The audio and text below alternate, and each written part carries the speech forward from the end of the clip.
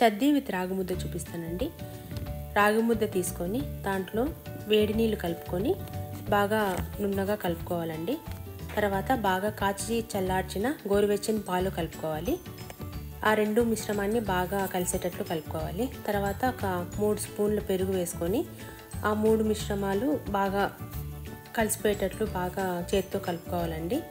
తర్వాత కొద్దిగా పచ్చిమిర్చి ఆనియన్ సన్నగా తరుక్కొని అందులో వేసుకోవాలి. కొద్దిగా ఉప్పు వేసుకుంటే కూడా చాలా బాగుంటుందండి. ఓవర్ నైట్ సోక్ చేసుకోవాలి.